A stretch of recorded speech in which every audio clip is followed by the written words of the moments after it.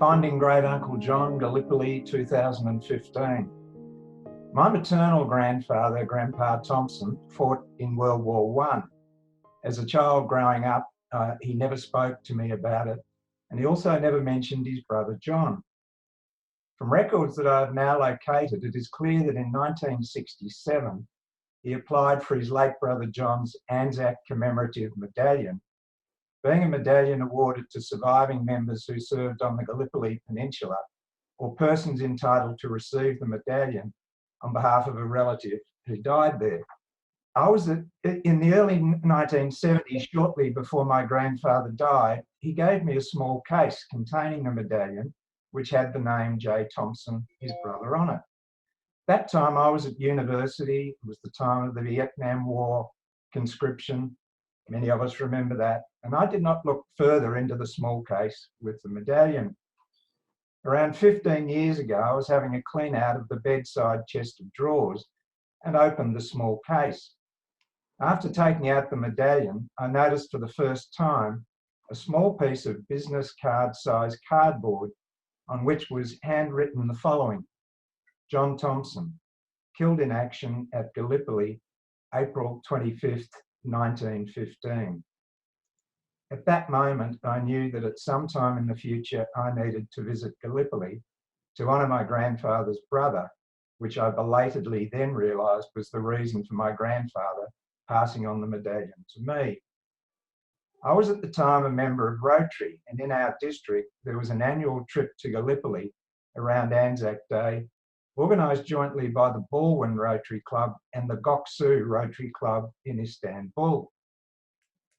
In 2015, the Anzac centenary, my wife and I were part of such a trip comprising around 80 Rotarians and partners from Australia and New Zealand. The first week involved activities in Istanbul, including attending a meeting of the Göksu Rotary Club, a great experience as the meeting was conducted in the Turkish language. Then as Anzac Day approached, we boarded an APT vessel in Istanbul, which was our home for the next week. Prior to the trip, I had made application for John Thompson's records and had obtained a complete copy. I ascertained from his records the following. He enlisted on the 18th of August 1914 at Bendigo, 106 years to the day today. He was aged 23 years and his trade or calling was clerk. He was allocated to the 7th Battalion under the command of Pompey Elliott. He departed Port Melbourne on the Hororata on 18th October 1914, and the Hororata departed King George Sound, Albany on 1st November 1914 as part of a convoy of 28 ships bound for Europe. On 6 December 1914, he arrived at Alexandria in Egypt and trained at a camp at Mina in Egypt. On the 5th of April 1915, the 7th Battalion left Alexandria on the vessel Gallica and sailed to Lemnos to join the 3rd Brigade prior to participating in the landing at Gallipoli. I digress for one of the more curious coincidences that occurred during my journey to find Great Uncle John. At the Rotary District Conference in Hobart in March 2015, Ross McMullen, the author of the biography of Pompey Elliott, was a guest speaker.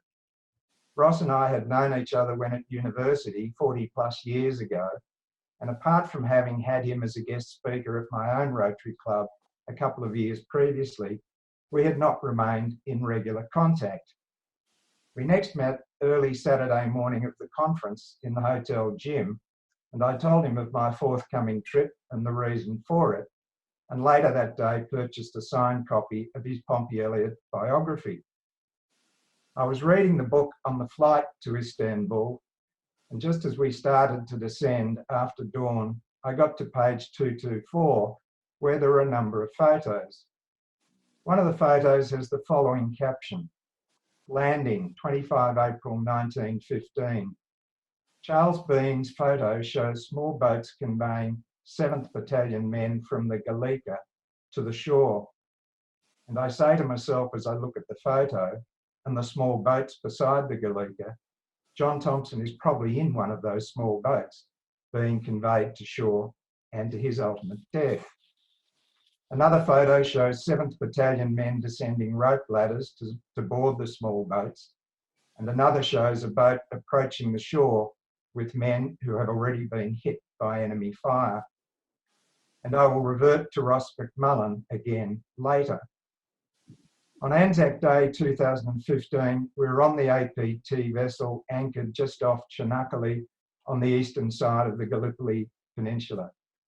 It was a very sombre day as we watched on TV the dawn service at Anzac Cove. We then had our own service on the deck as one of the New Zealand passengers had his trumpet and played the last post and reveille. Later we watched the Lone Pine service and then the New Zealand service at Chunuk Bair, a full day of remembrance. 2 days later, we visited the Gallipoli Peninsula after the crowds had departed. It was a beautiful day, clear skies and no wind. It is such a beautiful and peaceful place and makes a huge impression on you. It literally takes your breath away. And to think of what took place there 100 years before. And then I found John Thompson's name on the memorial at Lone Pine, which was the first time any family member had been there to see his name. On the vessel, we had 2 guest lecturers, one of whom had spent a decade of his life researching and writing about aspects of the Gallipoli conflict. At one of his lectures, he mentioned that at the initial landing at Anzac Cove, contrary to what you see in the movie Gallipoli, lives were not lost getting onto the beach at the landing. As this was contrary to what I had understood regarding John Thompson, who landed at Fisherman's Hut, about a mile north of Anzac Cove, I spoke to him after the lecture had concluded and asked about those men landing at the Fisherman's Hut area. His response was that the men landing there had huge casualties as they came across brutal machine gun and rifle fire. In Les Carline's epic book entitled Gallipoli, he describes what happened as follows. Quote, the captain decided to start landing the 7th Battalion from the Gallica's boats. 4 boatloads, some 140 men, were told to land about a mile north of the 3rd Brigade. They headed for the extreme left of the position, straight for Fisherman's Hut and into a storm of rifle and machine gun fire. When the boats grounded, more than 100 men were dead, dying, or badly wounded. So began the 7th Battalion's war. So I left Gallipoli, having located John Thompson's memorial at Lone Pine, having a photo which probably has him in one of the boats as he proceeds to shore and to his death, and I have confirmation that those landing at Fisherman's Hut area were in short massacred. But I still did not have the last piece of evidence. How did he actually die? The day after our return from the trip, I emailed Ross McMullen to tell him of my experiences and that I had achieved a sense of closure, save for not actually knowing how and where he died. Later that day, Ross sent me a link to a Red Cross file that I did not even know existed on John Thompson. One of the statements in that file reads as follows, quotes, informant goes on to state that they landed from the transport Gallica on the 25th April safely and ascended over the first ridge in the early morning about 6:30 a.m.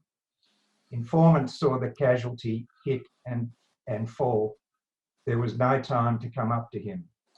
On the same afternoon of the retirement, inquiries and search was made for him, but there was no trace of him. The general impression was that the casualty was killed. The finding of the Court of Inquiry was that John Thompson was killed in action on 25 April 1915 on the Gallipoli Peninsula, Turkey.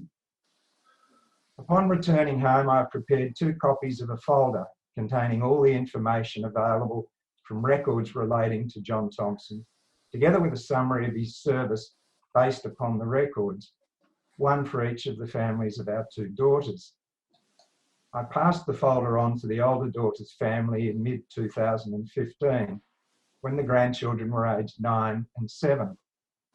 I also passed on the medal to the oldest grandchild for her to look after on behalf of the family. She took it to school that week and spoke about it in class, and the grandson was fascinated by the medal. I was delighted by both responses. And then the final coincidence, which was quite eerie. In November 2018, I was in Canberra with friends, including Alan Stevens, and we visited the Australian War Memorial. When we arrived, the first thing Alan and I did was to locate the names of our respective family members who died in the service of our country, in my case, Great Uncle John. Having done so, we then spent a number of hours inspecting the exhibits within the memorial, a truly amazing experience. Then, just before leaving, possibly for my last visit to the memorial, I went back one last time to his name to say goodbye. For those that have recently been to the memorial, you will know that in the background on the PA system, school children have been recorded reading the names and ages of those who died in the service of the country. As I was about to depart Great Uncle John's name, I hear over the PA, John Thompson. It was not Great Uncle John, as the age was different to his, but the fact that his name was read at that time was just another amazing coincidence, lest we forget. Oh, gosh, Phil, that's an extraordinary presentation, and thank you on behalf of all of us. I've just unmuted or tried to unmute all,